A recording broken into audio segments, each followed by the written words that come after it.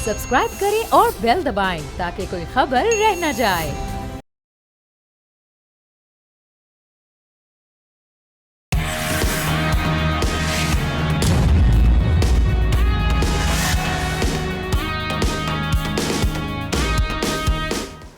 अस्सलामुअलैकुम, आप देख रहे हैं न्यूज़ पंच। मैं हूं आमना खटाना।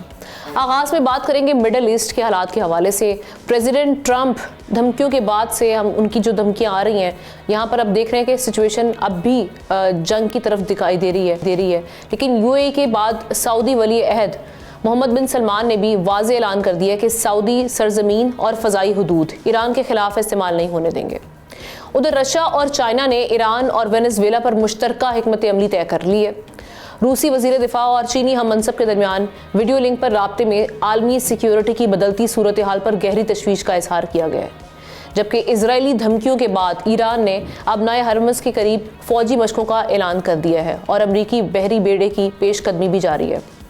सदर ट्रंप मिड टर्म इलेक्शंस के हवाले से अभी भी हम देख रहे हैं कि काफ़ी पुरुमीद हैं। वहाँ पर कैंपेन का आगाज़ शुरू हो चुका है, लेकिन इस जो सारे मामलात हैं और ख़ास तौर पे जो मिडिल ईस्ट के हालात हैं, उसके बाद जो आयोवा में मिड टर्म इलेक्शन होने उस पर किस हद तक असरअंदाज होगा इस इलेक्शन पे, और साथ ही साथ क्या अभी भी हम देख रहे हैं कि जंग के बादल मंडला रहे हैं मिडिल ईस्ट पर। इसी पर बात करने के लिए एहतशामुल हक साहब सीनियर एनालिस्ट हमारे साथ मौजूद हैं। उनके साथ साथ आसिफ दुरानी साहब ने फॉर्मर एम्बेसडर, उनका भी तज्जिया लेंगे, उनको वेलकम करते हैं। आसिफ साहब, मैं आपसे आगाज़ करती हूँ। हम देख रहे हैं कि सऊदी अरब ने भी और यूएई ने दोनों ने साफ इनकार कर दिया है अपनी टेरिटरी या अपनी एयर स्पेस ईरान के अगेंस्ट इस्तेमाल करने से। उसके बाद हम रशिया और चाइना की भी देख रहे हैं इस सिलसिले में जो इंगेजमेंट हो रही है, ताउन ईरान के साथ जो बढ़ रहा है, इसको देखते हुए आप समझते हैं कि प्रेसिडेंट ट्रंप अब वो दूर रहेंगे किसी भी किस्म की कॉन्फ्लिक्ट या डायरेक्ट कॉन्फ्रंटेशन से? जी शुक्रिया। देखिए, सूरत हाल तो बहरहाल नाजुक है और ये किसी वक्त भी जो है ये बदल सकती है और it can take an ugly turn. लेकिन साथ में जो है वो डिप्लोमेसी भी काम कर रही है। आपने जैसे जिक्र किया तो रशिया और चाइना की तरफ से जो है न सिर्फ कंसर्न का इजहार किया गया है, बल्कि ये भी जो है कभी एम्फेसिस जो है इस बात पे है कि आप मिलिट्री ऑप्शन जो है उसको सामने ना रखें, बल्कि डिप्लोमेटिक ऑप्शन की तरफ जाएं। इसी तरह जो गल्फ स्टेट्स जो हैं, पर्शियन गल्फ स्टेट में ममालिक हैं, वो भी स्केप्टिकल हैं। और चूँकि ऑलमोस्ट तमाम जो पर्शियन गल्फ स्टेट्स हैं, जीसीसी कंट्रीज, वहाँ पे अमेरिकन बेसिस हैं। उसमें सबसे बड़ा बेस जो है वो दोहा में है, उसके बाद यूएई में। तो ये अगर ये बेसिस यूज होते हैं ईरान के खिलाफ, तो यकीनन वो ईरान के लिए भी टारगेट बन जाएंगे। और इसलिए हमें ये बहुत गौर से इस पे जो है सोच करना होगा और इसको इंटरनेशनल कम्युनिटी, खास तौर पर security council should take notice. ये ठीक है कि अमेरिका उसको वीटो कर देगा सिक्योरिटी काउंसिल में, लेकिन इन मौज़ूआत को जो है जब तक हाईलाइट नहीं होंगे तो अमेरिका अपनी यूनिलैटरल जो उसकी अप्रोच है वो उसकी तरफ बढ़ता जाएगा, बल्कि एनकरेज होता जाएगा। ठीक, आसिफ साहब मैं आपके पास फिर आती हूँ। मैं एहतशाम साहब का भी इस पर टेक लेती हूँ। एहतशाम साहब, जिस वक्त हमने देखा था कि वेनेजुएला वाला इशू हुआ, उसके बाद तो ऐसे पोस्टरिंग हो रही थी अमरीकी सदर की जानिब से जैसे उनके लिए अब क्यूबा उसके आगे बढ़ेंगे और बाकी जो मामलात हैं ईरान, उसी तरीके से उन पर भी हमलावर होंगे। लेकिन हमने एक तो देखा कि ईरान की जानिब से बड़ा सख्त रद्द-ए-अमल भी आया। ईरान बड़ा हम देख रहे हैं कॉन्फिडेंट है सारे मामले में कि हम मुकम्मल तौर पर तैयार हैं। और साथ ही साथ अब जो सऊदी अरब और यूएई की ये सपोर्ट आना कि हम अपनी एयर स्पेस या टेरिटरी इस्तेमाल नहीं करने देंगे ईरान के खिलाफ, ये कितना सख्त मैसेज है अमरीकी सदर के लिए। और दूसरा ये कि जो ईरान के मामले पर रशिया और चाइना पहले हम देख रहे थे उस तरह से खुलकर उनकी कोऑपरेशन नहीं आ रही थी, अब इस सिलसिले में इंगेजमेंट बढ़ रही है। अब आप इस सारे हालात को किस जानिब जाते हुए देख रहे हैं? क्या अब अमरीकी सदर, उनका जो पारा हाई रहा है इस मामले पे, वो थोड़ा ठंडा होगा या वो आगे बढ़ेंगे अभी भी? देखिए, हमने जितनी तेजी के साथ प्रेसिडेंट ट्रंप अपने अहदाफ हासिल करने के लिए सारी दुनिया को टेक ऑन कर रहे हैं, ये लम्हा फिक्रिया है। ये बड़े बड़े दुनिया के कैपिटल में वहाँ पे आज यही बहस हो रही है कि 3 जंगें हो चुकी हैं। अगर ये कोल्ड वॉर को भी एक तीसरी जंग कहा जाता है, अगर है तो उसके बाद कहा जा रहा है कि जी हम तो फिर चौथी जंग के करीब जा रहे हैं, क्योंकि ये अब एक रीजन में डिस्टेबलाइजेशन की बात नहीं हो रही। अभी आप देख रहे हैं कि जो प्रैक्टिकली हमने ये बहुत बड़ा कदम उठाया ना कि जनूबी बहरा चीन से अपना बहरी बेड़ा, वो जो अब्राहम लिंकन के ऊपर दुनिया जहाँ के जहाज हैं और उसके बाद जनाब आबदोजे हैं, वो लेके वहाँ पे आप आ गए इधर अपना क्या कहते हैं खलीज फारस में। उसके बाद तो ये लग रहा है कि जी अमेरिका ने प्लान कर लिया, प्रेसिडेंट ट्रम्प ने प्लान कर लिया कि वो हमला उन्होंने ईरान पे करना ही करना है। अगरचे वो ये भी कह रहे हैं कि ईरान जो है ना वो हमें ये कह रहा है कि जी सफारतकारी के जरिए मामला को ठीक करें, ये खुद प्रेसिडेंट ट्रम्प कह रहे हैं और वो कहते हैं ये अच्छी बात है। क्या ये हमला हम कह सकते हैं कि जो 2025 में हमला हुआ है उस लेवल का होगा, या आप समझते हैं कि ये इसकी इंटेंसिटी उससे ज्यादा होगी? लेकिन अब तो ईरान भी बिल्कुल तैयार बैठा है, अब बाकी ममालिक भी किसी ना किसी तरीके से सिचुएशन को देख रहे हैं और नापसंद भी कर रहे हैं। जी देखिए हम ना जो अमेरिका के लिए इस वक्त मुश्किल है ना, वो मुश्किल ये आ गई है कि इनका ख्याल था कि जब इतने मुजाहिर हुए, प्रोटेस्ट हुए, बहुत सारे लोगों की जानें गई और वो बकौल प्रेसिडेंट ट्रम्प के 28,000 इन्होंने तैयार की हुई थी, जिसको कहते हैं फांसियां लगानी, उन्होंने रोक दी हैं। और वो जितना ब्रूटल तरीके से, मैं तो ये कहूँगा कि जिस तरीके से उन्होंने ईरानी रजीम है उन्होंने ये सारे मुजाहिरीन को रोका, बंदे भी मारे, तो उस बड़ी हद तक तो ये मामला उन्होंने कहा जाता है कि काबू पा लिया है इन सारी चीज़ों पे। अब ये जो सारी दुनिया में बहस हो रही है, जिनका ये ख्याल था कि जी शायद ये बड़ा आइडियल वक्त है रजीम चेंज का, अब वो नहीं लग रहा। ये एक बड़ी मुश्किल है जो अमेरिकन थिंक टैंक भी कह रहे हैं कि रजीम चेंज तो नहीं हो रहा, अभी अब आप मजीद क्या करना है? 90% तो अस्करी कुव्वत आपने ईरान की ख़त्म कर दी है, यही चीज़ इसराइल चाह रहा था, अब मजीद आपने क्या करना है? अब उनको ये लग रहा है कि अगर ज़्यादा दबाव बढ़ाया गया तो फिर न सिर्फ ईरान पूरी तैयारी के साथ इसराइल पे हमले करेगा, बल्कि अपनी प्रॉक्सीज हमास और बाकी जितने दूसरी जगह जो हैं उनके लोग बैठे हुए हैं यमन में राइट लेफ्ट, उनको कहेगा कि आप हमले शुरू कर दें।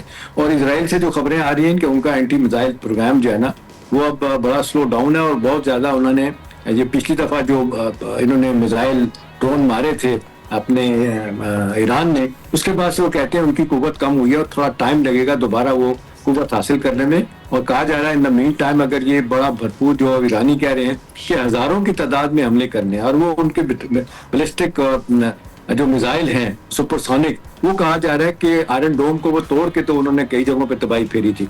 इस लिहाज से थोड़ा सा इजरायली भी नर्मल, लेकिन इजराइल चाहता है कि जिस तरीके से उन्होंने घेरा हुआ है इनको प्रेसिडेंट ट्रम्प को अपने अहदाफ हासिल करने के लिए कि वो मिडिल ईस्ट का नक्शा बदले और इवेंचुअली वो सुपरमेसी उसकी कायम हो, वो शायद मुश्किल होगा। हाँ, ये थोड़ा सा जो आप बात कर रही हैं हम ना ये दिखाने के लिए कहें, सियासी तौर पे कहें, ये एक बहुत बड़ा फैसला है सऊदी अरब का और यूएई का और जीसीसी मालिक का।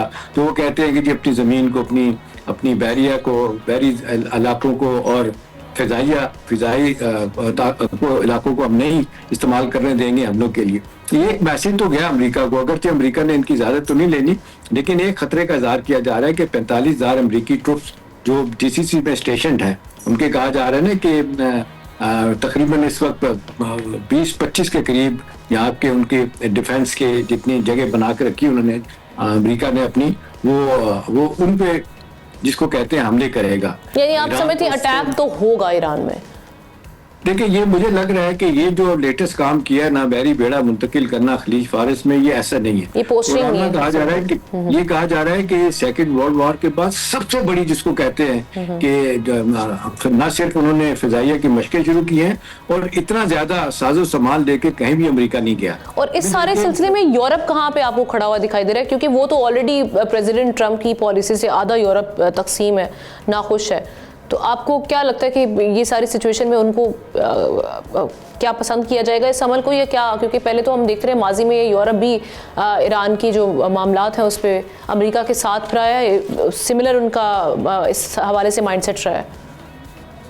देखिए हम ना यूरोप तो इसमें कोई शक नहीं है, दे आर टेरिफाइड, वो सारे डरे हुए हैं कि सदर ट्रम्प का कोई भी कदम जो उठेगा ना उससे पूरी दुनिया तलपट होकर रह जाएगी और उनके एक सादी मफादात पे जिसको कहते हैं जद पड़ेगी, बिलिटी अदाब पे सदब पड़ेगी और इस सारा का सारा वो कहते हैं इससे जो है ना वो रशा मजबूत होगा।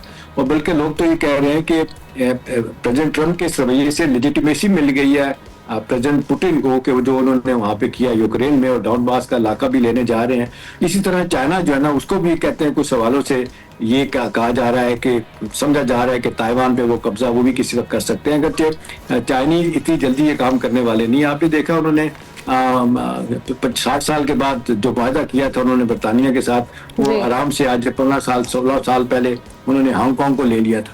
तो चाइनीज तो नहीं करते। हाँ, ये बड़ा सिंबॉलिक है हमना कि चाइना और रशिया का इकट्ठा होकर कहना और एक मैसेज सिग्नलिंग इम्पोस्टरिंग दिखाना उनको अमेरिका को कि आपने ये किया तो ये हो जाएगा, लेकिन वो प्रैक्टिकली नहीं आएंगे। उनको अंदाजा है कि इसको नुकसानात के हैं।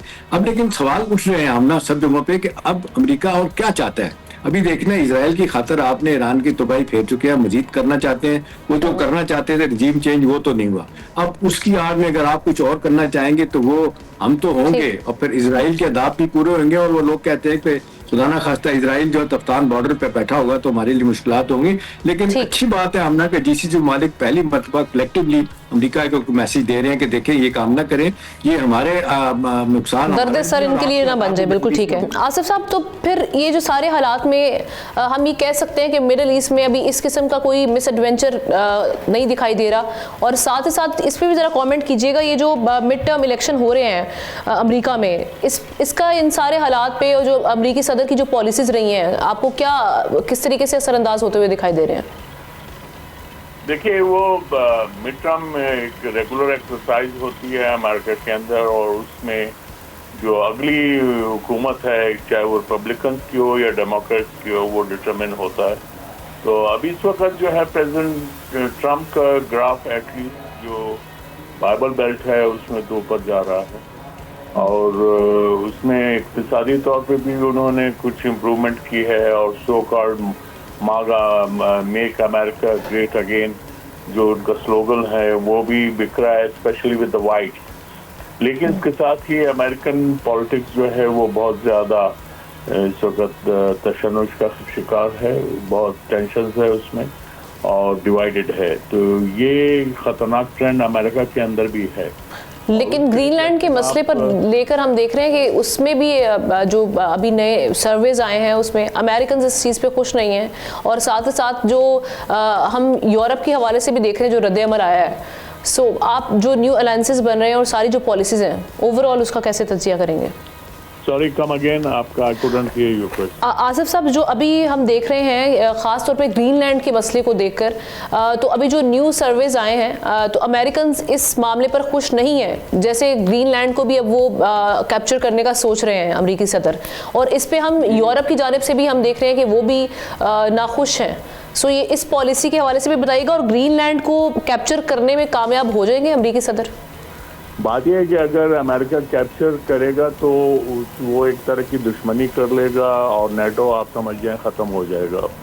इसीलिए अमेरिका का एम्फेसिस जो है प्रेसिडेंट ट्रम्प का ये है कि वो उनको अमिकेबली दे दिया जाए। ऑलरेडी अमेरिकन ट्रूप्स जो हैं वो ग्रीनलैंड में मौजूद हैं, लेकिन वो ज़ाहिर है ये सॉवरेनिटी का इशू है, वो उस पर डेनमार्क की सॉवरेनिटी है, उसको आप चैलेंज कर रहे हैं। उसके बाद फिर ये कि ये कहाँ रुकेगा, ये एक अपनी जगह हकीकत है। और उससे बढ़कर ये है कि जो मल्टीलैटरल ऑर्डर है उसको सख्त डैमेज होगा। वो डैमेज हो चुका है अमेरिकन यूनिलैटरल अप्रोच की वजह से गुज़श्ता 3 डेकेड्स के अंदर।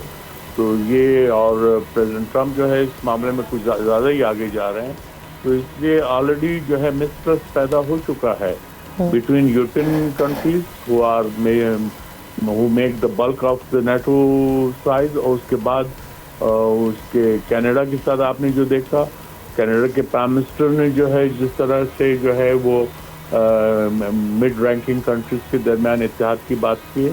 तो ये तमाम चीज़ें ऐसे हैं कि जिससे जो है टेंशन सामने उभर के आ रहे हैं और जो कल के जो एलाइज थे वो आज ऐसा लगता है जैसे वो एक दूसरे के मुखालिफ होते जा रहे हैं। जी right, thank you so much Asif Turani sahab for your time. एक ब्रेक के बाद वापस आएंगे।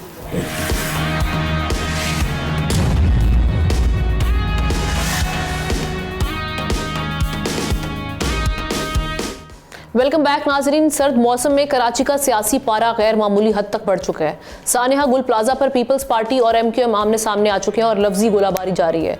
एमक्यूएम ने वजीर आला, वजीर इत्तलात और मेयर कराची से इस्तीफों का मुतालबा दाग दिया है, जबकि कराची को विफाक कंट्रोल में देना भी एमक्यूएम का मुतालबा है।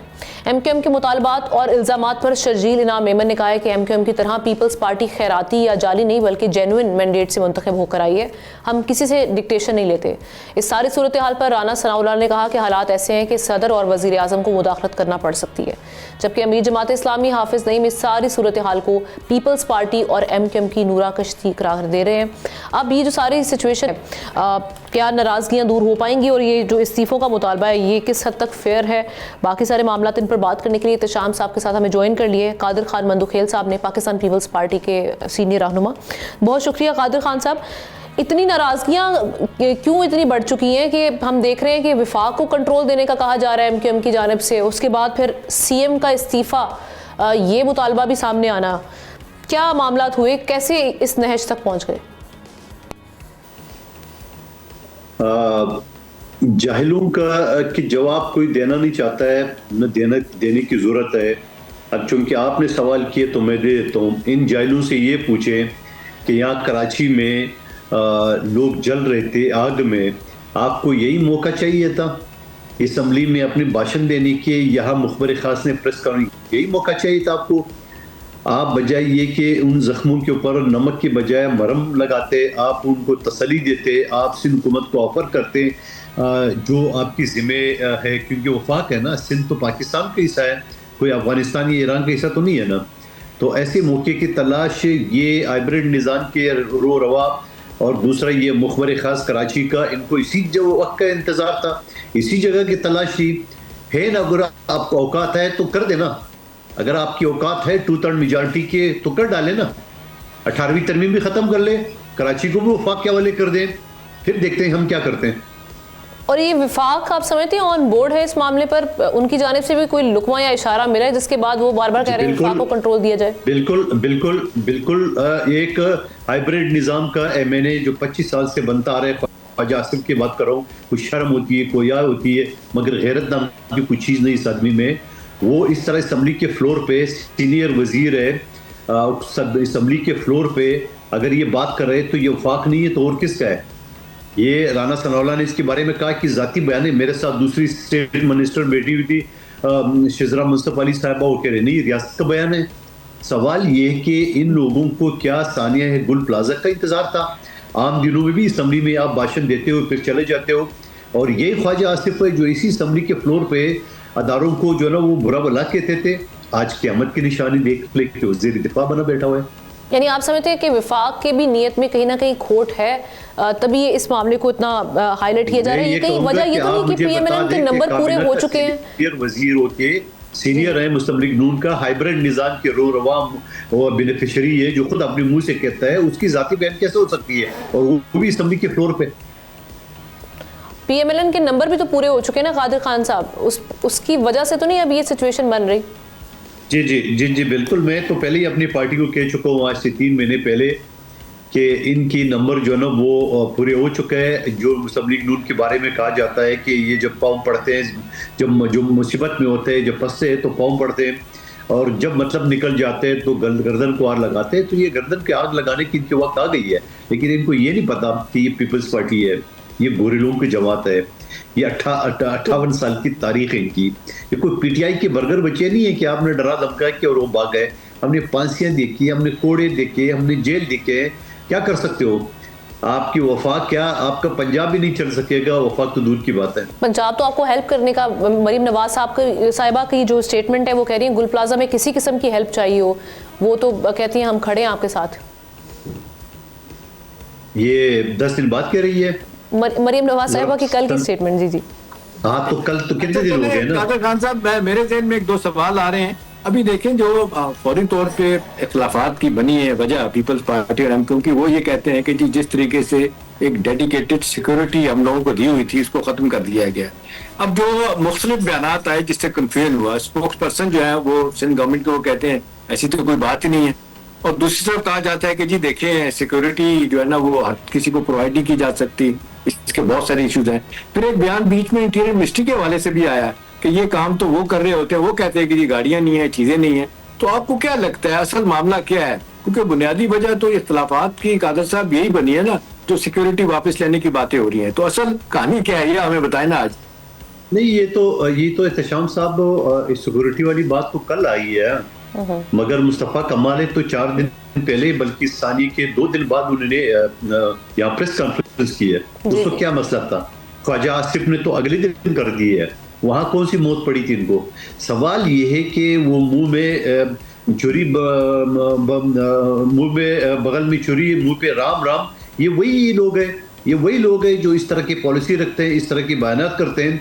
आप मुझे बता दो कि सिक्योरिटी इनसे कहाँ से ली गई है? मुस्तफ़ा कमाल और मेरा और शहबाज शरीफ साहब का हल्का एक है, मैं मुझे सिक्योरिटी कौमी असम्बली में दी थी, वो वापस ले गई है मुझसे, क्योंकि अब मैंने नहीं हूँ। अब फॉर्म 47 के तहत जो है मुखबिर खास मुस्तफ़ा कमाल है, ये सीट मिली थी उसको। आपको पता है वो 2 रेंजर्स की गाड़ियां उनके साथ है, पुलिस के मोबाइल अलग। तो भाई ये इस शख्स को, इन लोगों को अपने आप से खौफ है, क्योंकि 3-4 दड़े बने हुए, इन लोगों ने जबरदस्ती अल्ताफ हुसैन के एमक्यूएम पे कब्जा किए, इनको अपनी खौफ लगी है। 2 रेंजर्स की गाड़ियां मैं खुद अपने आंखों से देखे हूँ, मुस्तफ़ा कमाल साहब जो ने लेके घूमता है, तो वो है भी वो इस्लामाबाद में, वो यहाँ कादर साहब मुझे माजरत के साथ 4-5 महीने में जाते हैं। कादर साहब मुझे आपके लहजे से लग रहा है कि पीपल्स पार्टी की और PMLN के कुछ इख्तलाफात अंदर खाने को लगता है ज्यादा हो गए। अभी हाइब्रिड की जो बात कर रहे हैं, हाइब्रिड के तो कादर साहब पीपल्स पार्टी भी बेनिफिशियरी है और नून तो है ही है, दोनों ही है, और एक का मुश्तरका दुश्मन जो है वो PTI है। अब सवाल ये कि क्या आप, मेरा सवाल आपसे कि क्या आपको लगता है कि अब ये हाइब्रिड सिस्टम, ये इसको लपेटा जाने वाली बात हो रही है, कोई अर्ली इलेक्शन की तरफ जाने की बात हो रही है, या कोई और सेटअप? आए दिन बड़े बड़े नाम आते रहते हैं कि जी अब तो हमें एक नया चेहरा चाहिए, वो मियां आतिफ का नाम आ गया कि जी वो वंडर बॉय के तौर पे वो इकोनॉमिस्ट इंटरनेशनल वो आ सकता है। आपको क्या लगता है इन बातों में वजन है, या ये असल सूरत हाल से जिसको कहते हैं नजर हटाने की बातें हो रही? नहीं, मैं पहले बड़ी माजरत के साथ आपने जो इधर उधर जो तीर दागे ना, थोड़ा सा उसका जवाब तो लूँ आपसे भी। पीपल्स पार्टी कहाँ बेनिफिशियरी है? मैंने कई मरतबा मुस्लिम लीग नून के लोगों को चैलेंज किए, आइए आप शहबाज शरीफ साहब का, मरियम बीबी का, अता तारर का और नवाज शरीफ का फॉर्म 47 और 45 दोनों ले हैं, मैं अपनी कायदीन के जो है ना फॉर्म 45 दोनों ले आता हूँ। अगर साबित कर दिए कि हमारे वाले जो है ना फॉर्म 47 कहते हैं, आपके 45 कहते थे, तो जो जिंदगी भर सियासत का नाम नहीं लूंगे, जवाब कोई नहीं देता। हम बेनिफिशरी नहीं है। अगर आप इलेक्शन कमीशन की या दादरी की बात करें तो वो जो 2018 में जनरल फैज ने जो RTI सिस्टम बिठाया तो इमरान खान को बिठाया, उसको भी जरा देख ले। और ये हाइब्रिड निज़ाम मैं नहीं कह रहा हूँ, ये ख्वाजा आसिफ का अपना बयान है कि हम हाइब्रिड निज़ाम है, और रात 3 बजे इनका अपना बयान है कि मैंने जनरल बाजवा को फोन किया है और सुबह रिजल्ट उसके हक में आ गया। मेरी और आपकी बात तो थानेदार नहीं मानता है, और वो भी 3 बजे तो उठाएगा नहीं फोन। जनरल बाजवा इंतजारों में बैठा होता, 3 बजे इनका फोन आता है और वो सुबह रिजल्ट उसके हक में आता है। हमारे यहाँ तो कोई ऐसा इशू नहीं है। और अभी जो नए सूबे बनाने के हवाले से, क्योंकि कह रहे हैं कि नए सूबे बनने चाहिए ताकि जो हालात हैं वो बेहतर हो सकें, उस पर पीपल्स पार्टी की हम सुनने में आ रही है, एहतशाम साहब की खबर भी है कि जी बड़ी तैयारियां नए सूबों के हवाले से पकड़ी जा रही हैं और फैसला भी हो चुका हुआ है। पीपल्स पार्टी का क्या इस पर रद्द-ए-अमल होगा और क्या लाया अमल तैयार किया गया है? देखिए मोहतरमा, हमारे यहाँ कानून है आइन के आर्टिकल 239, और 239 में ये कहा गया कि जब हुकूमतों के पास 2/3 मेजॉरिटी हासिल हो वो तरमीम ला सकती है। और फिर 18वीं तरमीम के तहत ये तय हुआ कि जिस सूबे में मजीद सूबे बनाना हो वहाँ से 2/3 मेजॉरिटी से करारदाद पास हो। है औकात किसी की, नून लीग की, IMQM की? मैं सख्त अल्फाज तो इसे अदा करूँ कि ये लोग जो है ना वो बेवक्त जो है ना वो बांसुरी बजाते हैं। मैं ये कहूँगा कि इनकी है औकात 2/3 मेजॉरिटी की। अगर आप बदमाशी अपना मंदोखेल साहब माजर के साथ देखें ताकत कितनी है कितनी नहीं है, ये आपको भी पता है, मुझे भी पता है। ये ऐसे ही 26वीं तरमीम ऐसे नहीं हो गई और 27वीं फिर ऐसे नहीं होगी। आपकी पार्टी बिल्कुल शामिल थी, अब तो 28वीं की तैयारी हो रही है। अब कराने वाले तो 28वीं करवा लेंगे। ये जो थोड़ा झगड़ा है 18वीं तरमीम पे या NFC अवार्ड पे, इस पे तो मेरी इत्तला है कि प्राइवेटली पीपल्स पार्टी के साथ बहुत सारे मामला तय हो चुके हैं, और वो अब किस तरीके से होगा जाहिर है पीपल्स पार्टी को ऑन बोर्ड लेके सब कुछ किया जाएगा। तो मेरा अपना ख्याल है कि जो निजाम चलाने वाले हैं उनको पता है कि हमने कैसे इंश्योर करना है, चलना नहीं चलना ये अलग से बात है। जी, आपका ख्याल का मैं एहतराम करता हूँ। 28वीं तरमीम अभी मफरूजे पे बात हो रही है। दोबारा मैं कहूँगा 28वीं तरमीम पे कि जिसकी जो औकात होगा 2/3 मेजॉरिटी का वो हासिल कर ले, हम किनारे पे बैठ जाएंगे। रह गई है 24वीं और 27वीं की। 27वीं जो ना वो भी बिलावल भुट्टो साहब ने ट्वीट करके आप और हम सबको बताया, अदरवाइज हुकूमत ने छुपा के रखा था। और 27 में क्या था, एक फील्ड मार्शल और आर्मी की जो सेटअप है उसके हवाले से, जिसको किसी को एतराज न था न हो सकता है, क्योंकि वो फौज का अंदरूनी मामला है कि वो अपना सेटअप किस तरह बनाते हैं, किसको सरबराह बनाता है। और दूसरी बात, दूसरा आर्टिकल तो उसमें आईनी अदालतों का, बीबी शहीद और नवाज शरीफ साहब के बीच में जो मिसाल की जमहूरियत साइन हुआ था उस पर एक शिक है, जिसमें मौलाना साहब और इमरान खान साहब ने भी उस पर ओके किए। ये हो गए 27वीं। 26वीं तरमीम में तो ऑल पार्टीज ने यानी इंक्लूडिंग पीटीआई ने उसको जो है ना वो मंजूर किया था। क्या आपको याद नहीं है मौलाना के घर जब ये चक्कर लगा रहे थे और इनके चेयरमैन गौर खान का ये बयान कि मसौदा बेहतरीन है, ये बयान रिकॉर्ड पे है। क्या उनके जो सेक्रेटरी इतलात थे रऊफ हसन साहब, उन्होंने कहा इतना बेहतरीन मसौदा है, ये तो मसौदा ही हमारा है। लेकिन मौलाना साहब को 27वीं से फिर शिकवा भी रहा ना कि जो वहां पर बेंच बनाने की बात की, फिर वो एफसीसी का पूरा कयाम हो गया 27वीं में। अब हो सकता है 28वीं में भी इस तरह के मामला होंगे जिसमें आप लोगों को 27वीं तक मसला नहीं था, 28वीं में ऐसी चीजें आए कि जिसमें प्रॉब्लम्स शुरू हो जाए। देखिए 27वीं भी आई थी मैडम, 27वीं भी अगर आप बिलावल साहब के ट्वीट देख लें उसमें बहुत सारी चीजें थी जो हमें कबूल था, वो हमने उसको बोल दिया कि आईनी अदालत और आर्मी की जो सेटअप है उसके हवाले से हमें मंजूर रही, हमारी सेंट्रल एग्जीक्यूटिव कमेटी ने उसको अप्रूवल दी है। बाकी चीज़ों पे हमने ओके नहीं किए, हमने एग्री नहीं किया। तो एग्री नहीं किए तो हुकूमत ने वो शिके निकाल दिए। अब 28वीं तरमीम देखो, एक चीज़ और बता दूँ, 28 क्या 128 भी आ सकती है। उसकी वजह ये है कि आइन का आर्टिकल 230 ये कहता है कि जब आपके पास 2/3 मेजॉरिटी हो, अगर हुकूमत के पास हमारी 74 MNA है और 26 हमारे सेनेटर हैं, इसके अलावा इनके पास कोई तादाद है तो जरूर कर ले। हाँ, ये मैं जरूर कहूँगा, वज़ीर-ए-आज़म के खिलाफ आदम एतमाद की जो तारीख थी वो कामयाब अब इस वजह से नहीं हो सकती है कि नून लीग ने 169 के बजाय 170 जो है ना आदात पूरी कर लिए। राइट, ठीक। अच्छा मंदोखेल साहब, एक चीज और बताइए कि कम वक्त है, ये बताइए कि आपकी गुफ्तगू से मुझे लग रहा है कि इख्तलाफात जो आपके एमक्यूएम के साथ हैं ये नून के साथ भी बढ़ते चले गए। तो आपको कोई ऐसा तो नहीं लगता कि आप वक्त से पहले इलेक्शन देखना चाह रहे हैं, देखते हैं आप, या आपको लगता है कि जिस तरीके से बिलावल भुट्टो भी कहते हैं, पीपल्स पार्टी भी, बाकी लोग भी कहते हैं कि ये असेंबली 5 साल अपना टर्म पूरा करेगी, तो सवाल मेरा ये है कि ये क्या इख्तलाफात और के बावजूद ये सारा सिलसिला चलता रहेगा, या आपको लगता है कि कहीं ना कहीं जाके कोई तब्दीली हो सकती है? देखिए, पहली बात तो ये कि पीपल्स पार्टी इस हक में नहीं है कि इलेक्शन रोज हो। नंबर एक बात, मेरे चेयरमैन पहले ही कह चुका है कि इलेक्शन वक्त पे होगा। लेकिन अगर नून लीग वफाकी हुकूमत से इस्तीफा दे, पंजाब हुकूमत से इस्तीफा दे, उसके बाद तो पीटीआई तो ऑलरेडी साथ है, तो उसके बाद हमारे पास भी कोई चारा नहीं रहेगा कि री इलेक्शन का। लेकिन अगर वो नहीं इस्तीफा देंगे और वो 2/3 मेजॉरिटी से या किसी और तरीके से, तो पीपल्स पार्टी तो एग्री नहीं होगी साथ में। ये अलबत्ता एक अलग बात है कि पीटीआई के साथ क्या मामला तय होता है। अगर इस मामला पे तय होता है कि बाबा ये सारी पुरानी गिले शिकवे खत्म कर लें, इलेक्शन कमीशन नया बनाया जाए और नया इलेक्शन हो जाए, उस पर हो सकता है मेरी पार्टी, क्योंकि मैं तर्जुमान नहीं हूँ पार्टी का, पार्टी फैसला करेगी हवाले से। लेकिन अगर मुतफ़क़ा तौर पर तमाम पार्टियां एग्री होगी, वहाँ पीपल्स पार्टी भी एग्री हो जाएगी। Right, thank you so much Qadir Khan Mandokhel साहब, आपने वक्त दिया। एहतशाम साहब को भी शुक्रिया अदा करेंगे। ब्रेक की जानिब बढ़ते हैं।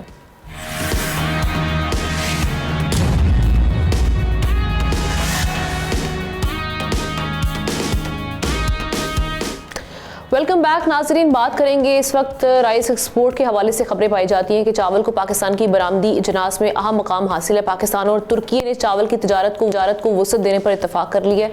इसी सिलसिले में वफाकी वज़ीर तिजारत जाम कमाल खान और तुर्क सफ़ीर की मुलाकात में कीमतों में मुसाबकत और बरामदी हजम बढ़ाने पर जोर दिया गया है। स्टैट्स ये बताते हैं कि माली साल 2025-26 की पहली शशमाही यानी फर्स्ट हाफ में चावल बरामदात में 49.56% कमी हुई है। इस अरसे में बरामदात सिर्फ $405 मिलियन रही हैं, जबकि गुज़श्ता साल यही हजम अगर उसकी बात करें तो बहुत बड़ा था, यानी $804.86 मिलियन था। काफ़ी बड़ा डिक्लाइन हमने देखा, उसकी रीज़न क्या है और अभी जो गवर्नमेंट के साथ इस मामला क्या चल रहे हैं इस सिलसिले में, किस तरीके से इसके लिए सपोर्ट मैकेनिज्म तैयार किया जाएगा, जो गवर्नमेंट इस हवाले से बात कर रही है। इस पर बात करने के लिए जावेद जिलानी साहब, acting chairman of the rice exporters association, हमें ज्वाइन कर चुके हैं। Thank you so much Javed साहब फॉर योर टाइम। ये कहिएगा, जैसे हमने जिक्र भी किया कि ये फर्स्ट हाफ जो 2025 और 6 का है उसमें हमने शार्पली डिक्लाइन देखा पाकिस्तानी राइस, स्पेशली अगर हम बासमती की बात करें। क्या वजूहात बुनियादी तौर पर आप समझते हैं जिसकी वजह से हमें ये सफ़र करना पड़ा इतना? सबसे पहले तो बोल टीवी का बहुत बहुत शुक्रिया, वो हमेशा रीप को मौका देती हैं। इंडिया 2 साल तक एक्सपोर्ट ब्रांड था, जिसकी वजह से उनके पास काफ़ी मिकदार में चावल भरा हुआ था। जब ये एक्सपोर्ट ब्रांड उन्होंने ओपन किया तो इंटरनेशनल मार्केट जो $650 तक नॉन बासमती चली गई थी, वो अचानक ब्रेकअप होके आज 350 पौने 400 के दरमियान आ गई है। तो उससे हमारे फिगर काफ़ी डाउन हुए। और दूसरा सबसे बड़ा मसला ये आ रहा था कि यहाँ पर थोड़े बहुत लॉजिस्टिक इश्यूज भी थे, जिसकी वजह से हमको ये सारे मसले फेस करने पड़े। तो मेन इशू इंटरनेशनल मार्केट था। और ये जो क्लोजर हम देख रहे हैं, बंदिश देख रहे हैं अफगानिस्तान के साथ, उससे रीजनल जो मार्केट्स हैं वहाँ तक रसाई ये जो चावलों की हम पाकिस्तान के लिए, ये भी एक मुश्किल है। देखिए, लास्ट मंथ के अगर आप फिगर उठाएंगे तो हमने उज्बेकिस्तान के साथ 17,000 टन का ट्रेड किया है, जो हिस्ट्री का हाईएस्ट है। और ये हम नई मार्केट है, राइस एक्सपोर्टर नई मार्केट ढूंढ रही है। इसमें कॉमर्स मिनिस्ट्री हमको काफी सपोर्ट कर रही है। और हर बांग्लादेश में भी अभी हमने टेंडर लिया है, लास्ट ईयर भी हमने टेंडर दिया था। तो हम नई मार्केट अप्रोच कर रहे हैं। जैसे हमको नजर आ रहा है कि बांग्लादेश की मार्केट हम 5 लाख टन तक कैप्चर कर सकते हैं। इसी तरह जो हमने 17,000 टन काम किया है वहाँ पर उज्बेकिस्तान में, ये वाले ब्लॉक के अंदर हम 1 लाख टन तक जा सकते हैं। तो ये काफ़ी कॉमर्स मिनिस्ट्री हमारे साथ बिल्कुल ऑन फोकस है। और आर्मी चीफ का जो फील्ड मार्शल साहब का जो एक विजन है, मोर एक्सपोर्ट, पाकिस्तान को अगर तरक्की करनी है तो उसके लिए एक्सपोर्ट करना ज़रूरी है। और गवर्नमेंट इस सिलसिले में सपोर्ट भी कर रही है। अभी हमको लास्ट 23rd को हमको एक पैकेज भी दिया है मिनिस्ट्री ऑफ कॉमर्स ने। वो पैकेज के हवाले से ज़रा बताइएगा। ये वही पैकेज है जो अभी हम देख रहे हैं कि जाम कमाल खान साहब ने जो तुर्की के हवाले से अभी मीटिंग भी हुई है कि उनके साथ किस तरह से अपने एक्सपोर्ट को बढ़ाना है राइस की। जी मैं तुर्की के फिगर आपको शेयर कर दूं। हम तुर्की की मार्केट में सिर्फ 1% है। इसकी वजह ये है कि इंडिया के जो तुर्की में चावल जा रहा है वो इंडिया से जा रहा है, और पाकिस्तान के रेट और इंडिया के रेट के अंदर काफी फर्क है। तो उस रेट गैप को खत्म करने के लिए मिनिस्ट्री ऑफ कॉमर्स ने एक DLTA के नाम से पैकेज दिया है, जो हमारा FDF का जो फंड पड़ा हुआ था, गवर्नमेंट ने उससे 15 बिलियन रुपए 3 मंथ के लिए एक्सपोर्ट अगर हम करेंगे तो उसके ऊपर हमको जो $750 के नीचे की आइटम्स के ऊपर 3% और अबाउट 750 बासमती के ऊपर 9% हमको सब्सिडी देने की बात की। आप इसको सब्सिडी बोल दें या पैकेज बोल दें, क्योंकि हमारा ETF का जो फंड था वही अब गवर्नमेंट हमको इस सूरत में वापस दे रही है कि एक्सपोर्ट में जो क्राइसिस है वो एक्सपोर्ट कंट्रोल वो हम जो फेस कर रहे हैं तो उनको सपोर्ट मिल जाए एक्सपोर्टर्स। तो अभी जो हम आज इंडिया मार्केट में वापस आया है और हम देख रहे हैं कि हमारी जो राइस की एक्सपोर्ट है वो बड़ी मुतासर हुई है। सो हमें उसको मैच करने के लिए गवर्नमेंट कह तो रही है कि हम ग्लोबल प्राइसेस को मैच करेंगे सपोर्ट मैकेनिज्म के जरिए। अब क्या करेगी इस सिलसिले में गवर्नमेंट? आप लोगों की क्या मुशावरत हुई है इस हवाले से? आप लोगों ने क्या सजेशंस रखी हैं और क्यों मुश्किलात अब तक रुकावट रही है कि हम अभी तक मैच ही नहीं कर पा रहे जो ग्लोबल प्राइसेस हैं? देखिए, ग्लोबल मार्केट के अंदर आप देखें, पाकिस्तान के अंदर एनर्जी कॉस्ट बहुत ज्यादा है। इंडिया, देखिए हमारा कंपटीटर सिर्फ इंडिया है, इसके अलावा कोई भी नहीं है। देखा जाए तो हम इंडिया को अगर हम कवर कर लेते हैं तो सारी चीजें मसले हल हो जाते हैं। आज इंडिया के अंदर फर्टिलाइजर के बेग्स के ऊपर पाकिस्तानी फर्टिलाइजर जो फार्मर को दी जाती है 50% वहाँ रेट कम है। वहाँ बिजली के रेट पाकिस्तान से बहुत कम है। तो ये जब कॉस्ट इनकी कम होगी तो किस तरह हम इनको कंपेयर कर सकेंगे? और हम हर स्टेट पे एक ही बात करते हैं कि रिसर्च बढ़नी चाहिए और फार्मर को ज्यादा से ज्यादा सपोर्ट करना चाहिए। और रीप का मेन लोगो भी यही है, मोर एक्सपोर्ट, मोर ग्रो, मोर एक्सपोर्ट। तो हमेशा रीप एक ब्रिज का किरदार अदा करती है, कॉमर्स मिनिस्ट्री हो या गवर्नमेंट हो और उससे फार्मर के दरमियान। और आपके अपने एंड पर अगर देखें इस मार्केट में इसको डाइवर्सिफाई करने के लिए आप लोग क्या कर सकते हैं? क्या इकदाम किए जाएं कि हम कहें कि आपकी जो प्रोडक्ट है और जो ये जो मार्केट है ये थोड़ी डाइवर्सिफाई हो? आपकी आवाज बिल्कुल मुझे क्लियर नहीं आई। जावेद साहब, क्वेश्चन समझ नहीं आया। हम कह रहे हैं कि रिस्क को कम करने के लिए, ये तो हो गए गवर्नमेंट साइड पे, आप कह रहे हैं कि जिस सब्सिडीज ये दी जाएं, एनर्जी प्राइसेस जो हैं वो बड़ी हाई हैं जिसकी वजह से हमें मुश्किलात का सामना करना पड़ता है। मार्केट की डाइवर्सिफाई करने के लिए, मार्केट को और प्रोडक्ट को डाइवर्सिफाई करने के लिए ये आप लोग इस सिलसिले में क्या कर सकते हैं? क्योंकि हम ये भी सुनते आए हैं कि हमारी जो एक्सपोर्ट क्वालिटी है वो भी बड़ी लो होती है उस सिलसिले में। अभी तो चूंकि राइस के हवाले से तो हम देख रहे हैं कि अच्छी खबरें रही हैं, लेकिन इसको मजीद बेहतर करने के लिए एक काश्तकार खुद क्या कर सकता है? आमना, मुझे थोड़ी बहुत आपकी आवाज समझ आई है, तो मैं उसके हिसाब से देखिए जवाब देने की कोशिश कर रहा हूँ। हमारी पाकिस्तान की क्वालिटी इंडिया के मुकाबले में अगर बासमती देखा जाए तो पाकिस्तानी क्वालिटी अच्छी है। जब भी पाकिस्तान दुनिया में $200 से $300 ऊपर बिकता है। आज हम अगर मिडिल ईस्ट में चले जाए, यूएसए चले जाए, यूरोप में चले जाए, अगर उनका $800 का रेट है तो हम $1100 में भी एक्सपोर्ट कर रहे हैं, सिर्फ अच्छी क्वालिटी की वजह से। और ये बेसिकली देखा जाए तो बासमती उगा ही पाकिस्तान से है और इंडिया ने इसकी कॉपी की है और इसके ऊपर केस भी चल रहा है, इसलिए मैं उसके बारे में कोई बात नहीं करूंगा। तो वैल्यू एडिशन आप समझते हैं? वैल्यू एडिशन मैटर करती है। एक जो खुशबू है वो किसी और चावल में नहीं है। लास्टली वैल्यू एडिशन जी, ये कितनी इंपॉर्टेंट है? जरूरत है जी। हम जितनी एक्सपोर्ट कर रहे हैं उसके फिगर को अगर बढ़ाना है और इंडिया से कंपेयर करना है तो गवर्नमेंट ने हमको ये पैकेज दिया है। हमने गवर्नमेंट से मांगा था कि यार अब हमको इलेक्ट्रिसिटी के अंदर डिस्काउंट दें, फर्टिलाइजर के अंदर डिस्काउंट दे, तो गवर्नमेंट ने बोला ये हम सब चीज़ हम बजट में करेंगे। अभी हम आपको ये फौरी तौर पे ये पैकेज दे रहे हैं कि 3% $750 तक एक्सपोर्ट पे मिलेंगे और 9% अबाउट 750 बासमती पे मिलेंगे। और ये पैकेज आपको लगता है कि इससे काफी बेहतरी आएगी? इससे मेरा ख्याल है हमारे जो फिगर 3.3 बिलियन से हमको लग रहा था 2.5 बिलियन हो जाएगा, वो इंशाल्लाह मुझे लगता है कि हम वापस 1 बिलियन डॉलर का फर्क पड़ना चाहिए। चलें, good luck. Thank you so much Javed Jilani साहब, इस पर बात करने के लिए हमारे मौजूद थे। प्रोग्राम के आखिर में हम बात करेंगे बसंत के हवाले से। रंगों, पतंगों और पंजाब की छतों पर बिखरी खुशियों का नाम है बसंत। ये वो त्यौहार है नाजरीन जहां सकाफत, मौसम बहार और शहरियों की जिंदा दिली एक लड़ी में परोए जाते हैं। लेकिन हम ये देखते हैं कि 25 बरस बाद हुकूमत पंजाब ने फिर ये त्यौहार बनाने का फैसला तो कर लिया है, लेकिन इस बार खुशी और खदशात दोनों का सामना है। पंजाब हुकूमत ने बसंत के मौके पर अमन व अमान के पेश नज़र पूरे सूबे में दफ़ा 144 नाफिज कर दी है। मजहबी या सियासी अलामात वाली पतंगों पर मुकम्मल पाबंदी आयद की गई है। यही नहीं, मुक़द्दस किताब, मजहबी मकामात या शख्सियात की तस्वीर वाली पतंगें भी ममनू करार दी गई हैं। किसी मुल्क या सियासी जमात के झंडे की तस्वीर वाली पतंग भी उड़ाने की इजाज़त नहीं होगी। 30 दिन के लिए ऐसी पतंगों की तैयारी, खरीदो फरोख्त और इस्तेमाल पर पाबंदी लगा दी गई है। धाती, नायलन या शीशे लगी डोर पर मुकम्मल पाबंदी है। खिलाफ वर्जी पर भारी सजाएं मुकर्रर हैं। कौन से गाने नहीं चला सकते, इसकी भी एक लिस्ट गर्दिश कर रही है। बच्चों तक पर जुर्माने, जबकि तैयारियों और फरोख्त पर 7 साल कैद तक की सज़ा रखी गई है।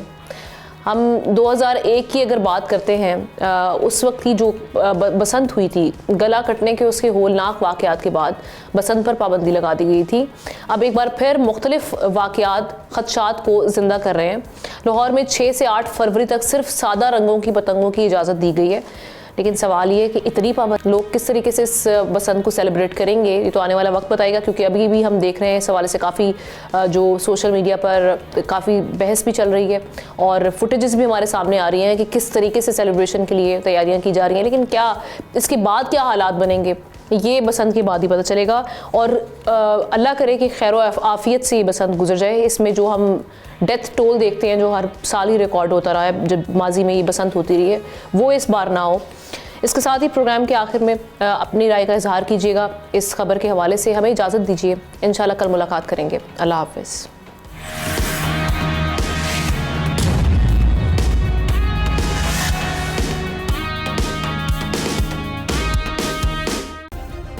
सब्सक्राइब करें और बेल दबाएं ताकि कोई खबर रह न जाए।